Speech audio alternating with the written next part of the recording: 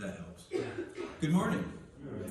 Welcome to St. Paul's Universalist Church. Thanks for coming out on a chilly February day.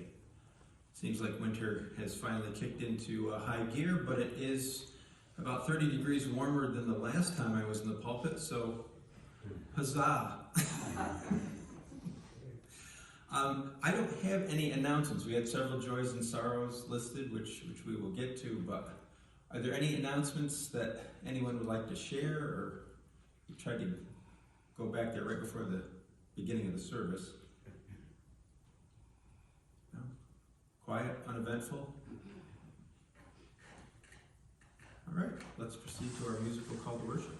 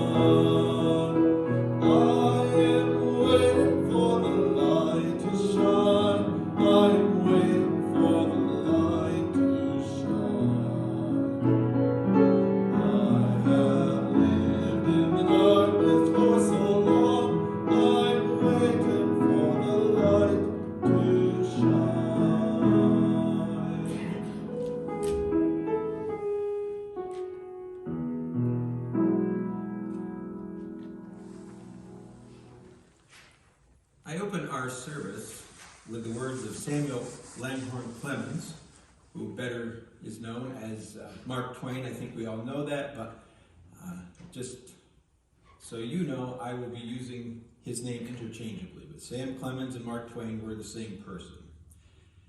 And he is the theme of today's service.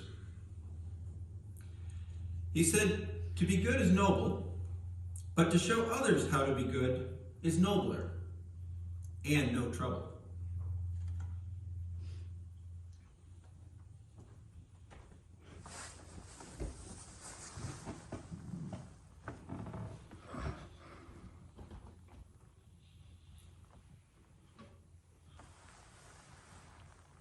as is our tradition, we open with the lighting of our chalice, and I invite you to join me in the words. We light the chalice for all who are here and all who are not, for all who have ever walked through our doors, for those who may yet find this spiritual home, and for those we can't even yet imagine. For each of us and for us all, may this flame burn warm and bright. And our opening hymn is number 361.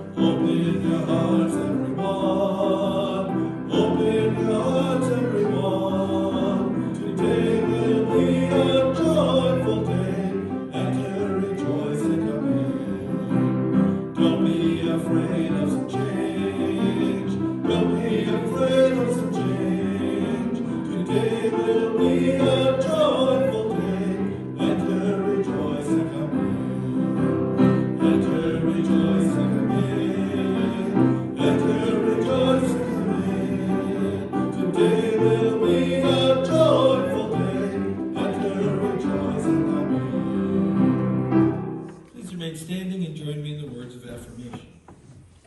Love is the doctrine of this church. The quest of truth is its sacrament, and service is its prayer. To dwell together in peace, to seek knowledge and freedom, to serve humanity in fellowship, to the end that all souls shall grow into harmony with the divine. Thus do we covenant with one another and with our God.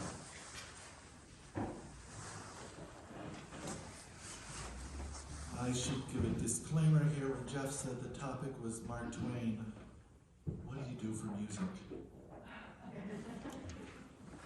Then I had a bright idea. Everything today is from the musical Big River, which is the story of Huckleberry Finn by Mark Twain, set to music. So.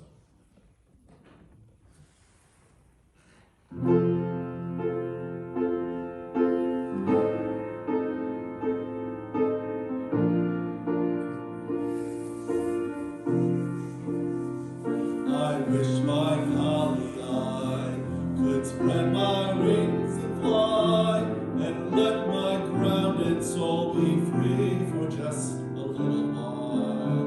To be like eagle's wings, they ride upon the wind, and taste the sweetest taste of freedom for my soul. I'll be free at last, free at last. Great God Almighty, I'll be free at last, to let my feelings lie where harm can not come by, to hunt the always hunting heart that needs to rest a while. I wish my golly line could spread my wings and fly, and taste the sweetest taste of freedom in my soul. And I'll be free at last, free at last. Great God Almighty, I'll be free at last, free at last, free at last. Great God Almighty, I'll be free at last,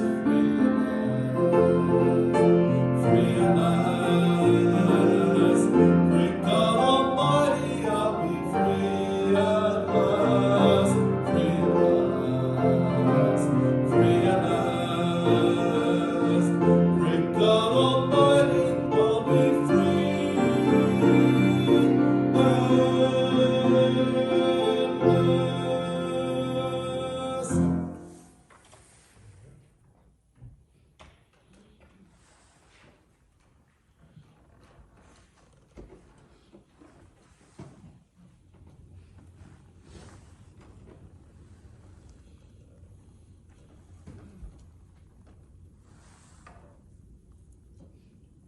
invite you now to join me in a spirit of prayerful meditation. These are the words of Laura Horton Ludwig.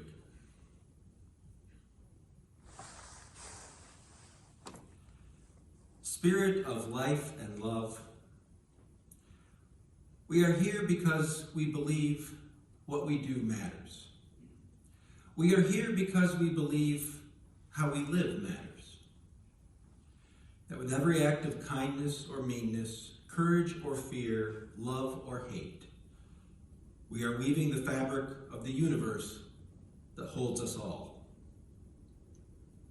We are here because we need encouragement, because we need strength, because so often we get distracted. We get in a rush, we don't think. We choose the easy way when the harder path is what our spirits truly long for. We are here because none of us is perfect, but together we inspire one another to try again, to take another step. Because we are here, we have felt the stirrings of love and grace in our hearts and hands. And we crave more of that for ourselves, and not only for ourselves, but for everyone. We are here because how we live matters. Amen. Let us now share a moment of silence where we listen to the wisdom of our hearts and minds.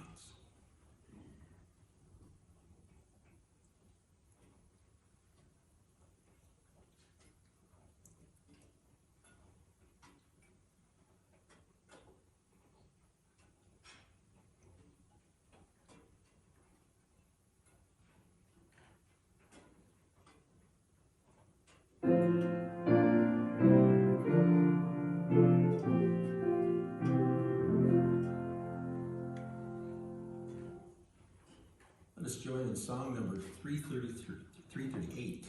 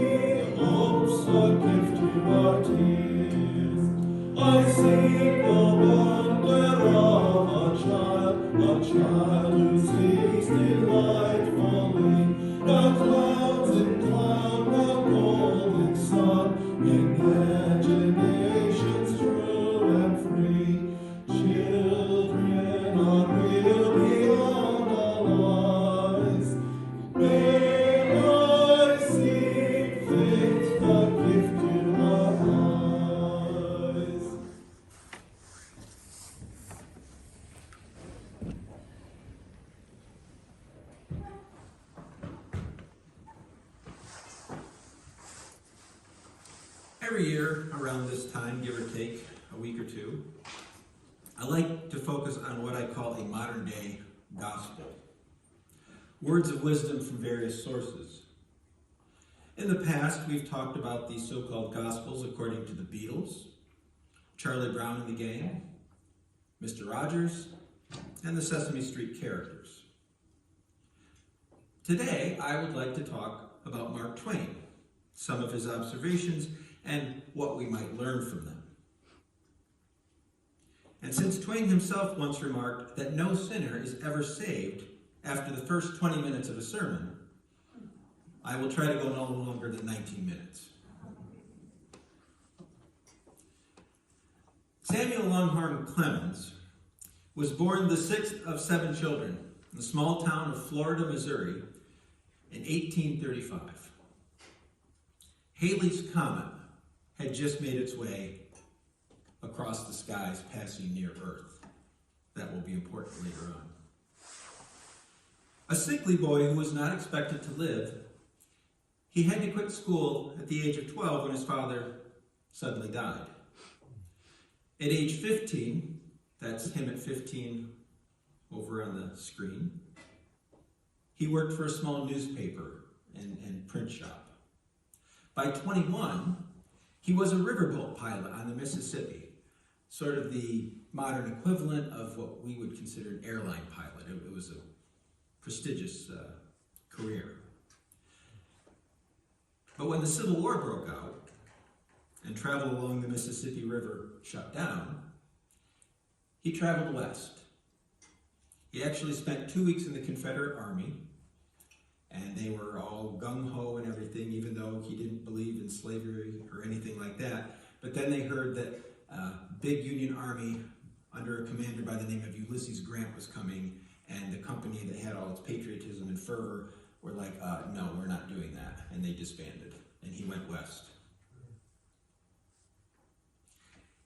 When he didn't strike it rich as a miner for either gold or silver, he ended up having to find work, and he went to work for the territorial newspaper.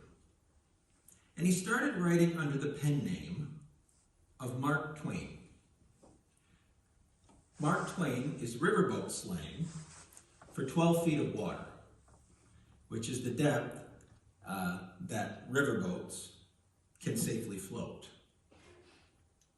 Twain's distinctive narrative style, friendly, funny, irreverent, often satirical, and always eager to deflate the pretentious, delighted his readers and made him one of the best-known storytellers in the West. His big break came in 1865 when Jim Smiley and His Jumping Frog, a story about life in a mining camp, was published in newspapers across the country. Twain then went on a 5-month cruise of the Mediterranean, sending humorous dispatches of his experience back to the United States. And these were collected into a best-selling book, An Innocent Abroad, in 1869. So by the age of 34, it's about the middle picture, I think he's 32 in that picture, Mark Twain had gone from a humble boy living in poverty along the Mississippi to one of the most famous people in America. Now, we've all likely heard, or read perhaps, stories like the adventures of Tom Sawyer, adventures of Huckleberry Finn, or a Connecticut Yankee in King Arthur's court. As an author, humorist, and social critic, Twain would become one of the leading celebrities of the 19th century. And we know a lot about Mark Twain from his volumes of writings. The challenge I inadvertently put before myself was narrowing things down. Mark and I were talking before the service about, I don't know, last July, this seemed like a pretty easy topic. It was not. It was not an easy topic musically, or, condensing Mark Twain into a, 15-minute sermon. And it occurred to me that Samuel Clemens was a man of contradictions, living in a contradictory society, who used his wit and intelligence to poke holes in the pretentious and to irreverently attack many of the sacred cows of the social order. And I would argue that many of his observations could be just as true today as they were over a century ago. See if you agree. So here's the gospel according to Mark Twain in 6 chapters or sections. Education. Sam Clemens ended his formal education at the age of 12. But later in his life, he received honorary degrees from Yale, the University of Missouri, and the one he was especially proud of, a degree in literature from Oxford. And Mark Twain was a lifelong learner. He loved learning about new things and delighted in new experiences. He was fascinated with astronomy, for example. Nothing so liberalizes a man and expands the kindly instincts that nature put in him as travel and contact with many kinds of people, he said. He was largely self-taught. He said a person who won't read has no advantage over one who can't read. And he knew that experience was often the best teacher. Observing a man who carries a cat by the tail learns something he can learn in no other way. Those of you who have raised children know that there are moments like that. It just, you wish they could learn some other way, but sometimes it just, okay, take the cat up by the tail, as it were. And he also observed that education consists mainly in what we have unlearned. Politics. Mark Twain was what one could call a critical patriot. He loved American ideals of democracy and liberty, but was often frustrated when the country failed to live up to those ideals. Twain lived in a nation that prided itself on the notion of equality, yet had allowed slavery, denied women the right to vote, and often mistreated native peoples. And he had little use for career politicians, famously remarking, "Suppose you were an idiot, and suppose you were a member of Congress." But I repeat myself. When the United States went to war with Spain in 1898, Twain initially supported the war. He spoke of the American eagle going screaming into the Pacific. Yet he was horrified, because it was a war in the Atlantic and the Pacific. He was horrified when Cuba was, won by the United States as a result of the war, and it was allowed self-determination, while the Philippines was brutally subjugated. And he felt so strongly about the issue and the hypocrisy of that he became a prominent member of the anti-imperialist society. Then, as now, people would confuse patriotism with nationalism. Twain said that patriotism is supporting your country all the time and your government when it deserves it. He said that in 1901, but it's just as relevant today, perhaps even more relevant than it was then. And though he did not say this specifically with regard to politics, these words ring especially true today. Loyalty to petrified opinion never yet broke a chain or freed a human soul. And since we're in church, Mark Twain on religion. Sam Clemens was a lifelong Presbyterian. When he first traveled overseas, he said that he was stupefied that Christ had accomplished all that he had. The teachings, the miracles, the influence over the millennia, in a geographical area smaller than many American counties. But Mark Twain's views on religion were similar to his views on American society, in that he felt that the church often failed to live up to its principles. Today we might go so far as to say that he was spiritual but not religious. He railed against institutions that claimed to be Christian, yet often did not practice what they preached. Religion, he once said, consists in a set of things which the average man thinks he believes and wishes he was certain. And yet Twain professed that the goodness of humanity was apparent in spite of religion as opposed to because of it, much of the time. He struggled with the contradictions that he read in Scripture, especially the Old Testament. He once wrote, "It ain't those parts of the Bible that I can't understand that bother me.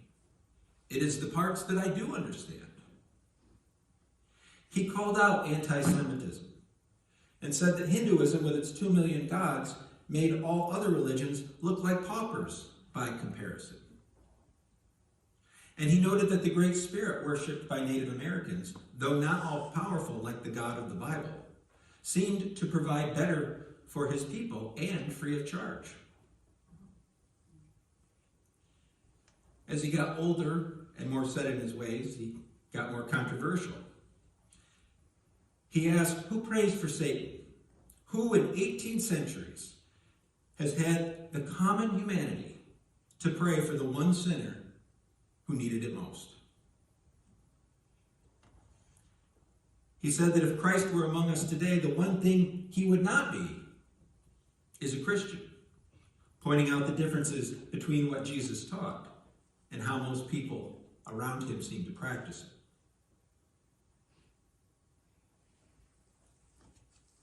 Twain especially decried the damage done by the doctrine of hell. Maybe he had a bit of universalist in him.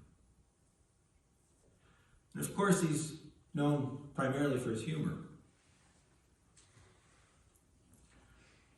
Aside from being a famous author, he was best known as a humorist, a comedian, if you will. He said that humor was mankind's greatest blessing, that laughter was the only truly effective weapon our species had. Twain said a person should never regret anything that made them laugh or that brought a smile to their face.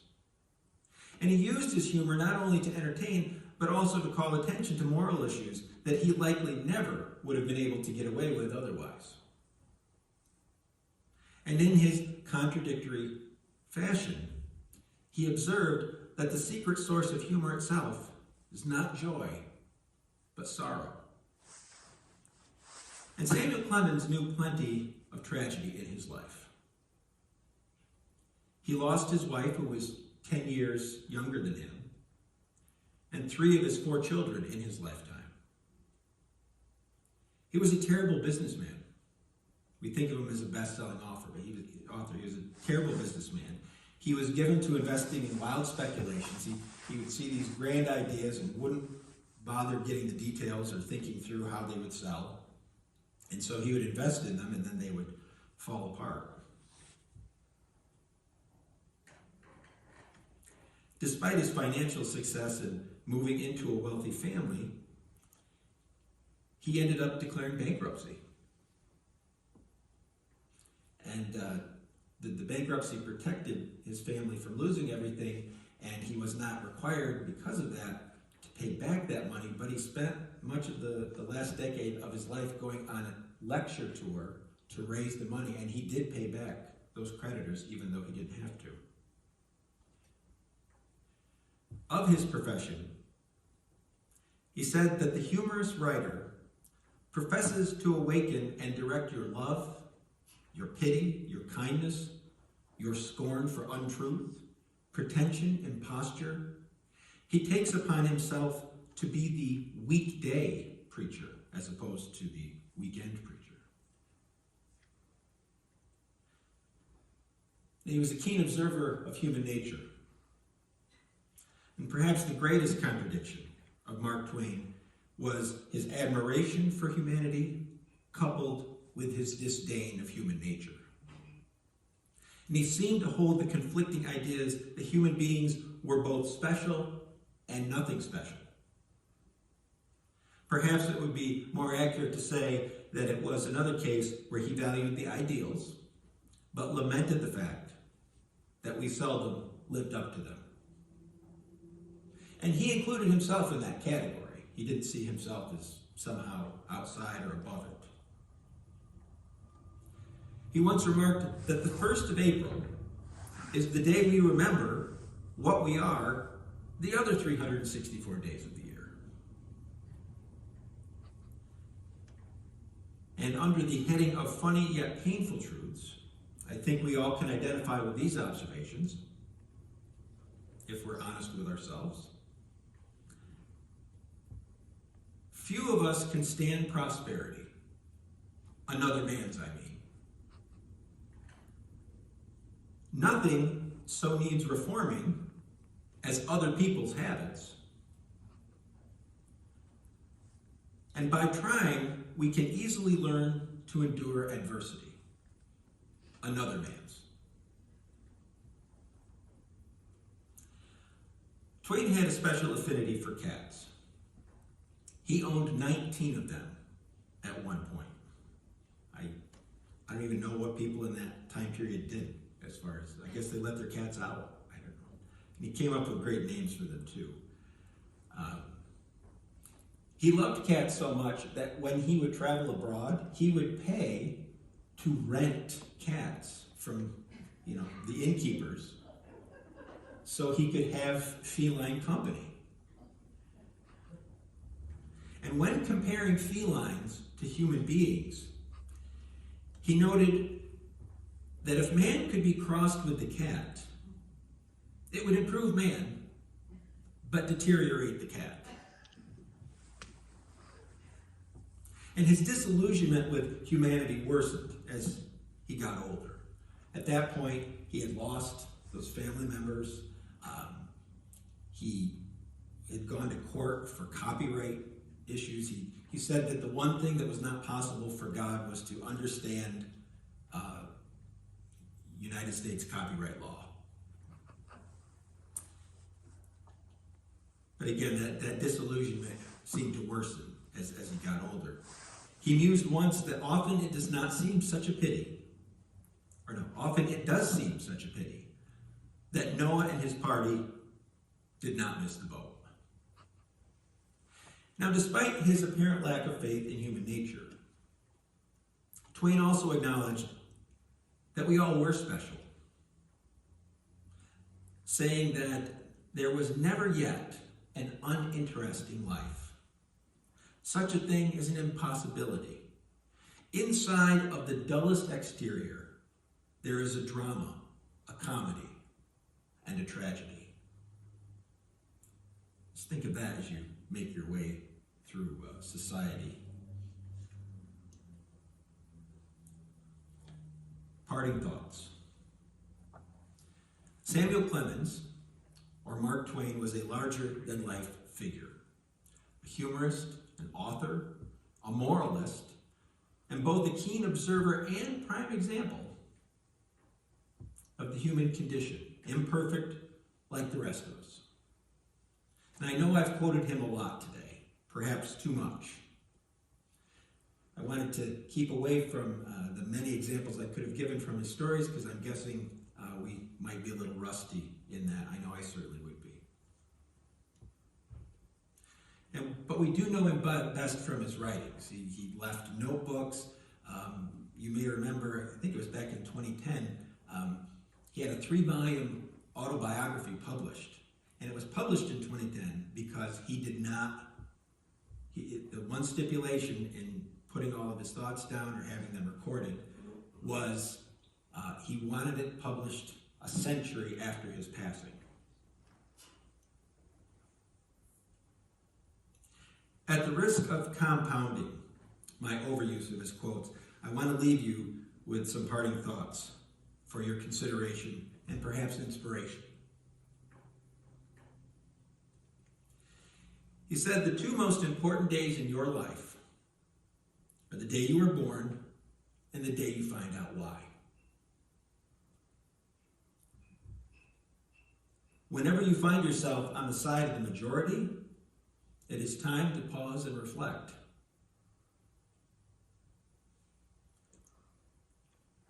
Of ourselves, he wrote, the worst loneliness is not to be comfortable with yourself. He was known to have a temper. I don't know if you knew that, but he was known to have a temper. Though his daughter said even when he swore it was kind of cute. He said anger is an acid that can do more harm to the vessel in which it is stored than to anything on which it is poured.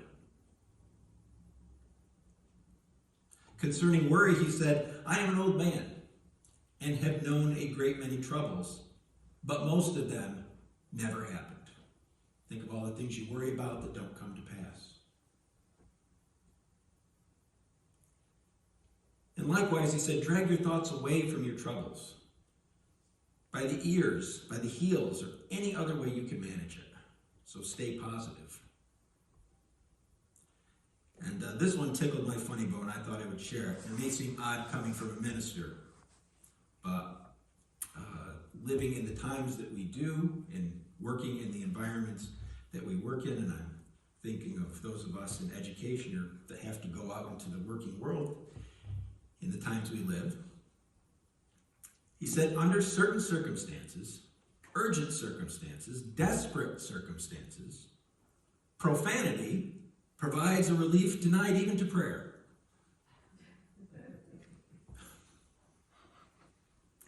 I had mentioned earlier that Samuel Clemens was born when Halley's Comet had appeared in the sky. As he was getting on in years, in 1909, he said, I came in with Halley's Comet in 1835. It is coming again next year, and I expect to go out with it. It will be the greatest disappointment of my life if I don't go out with Halley's Comet.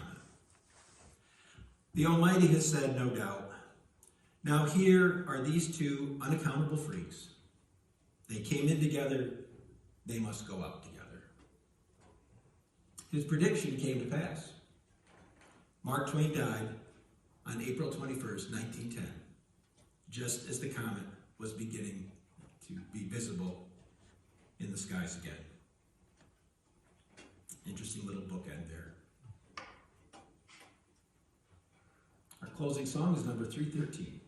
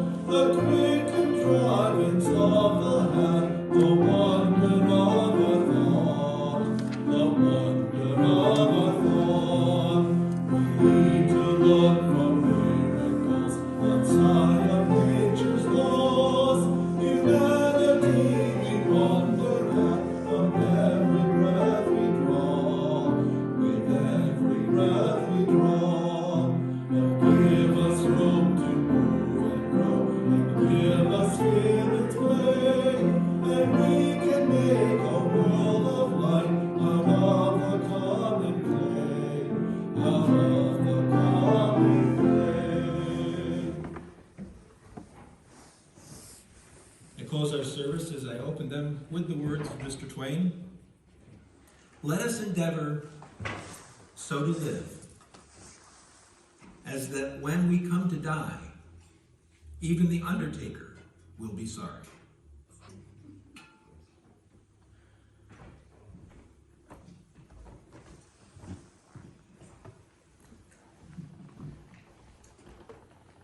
Please join me as we extinguish the chalice. The flame is extinguished, but not our hopes for the future, our courage in the face of crisis, or the love we share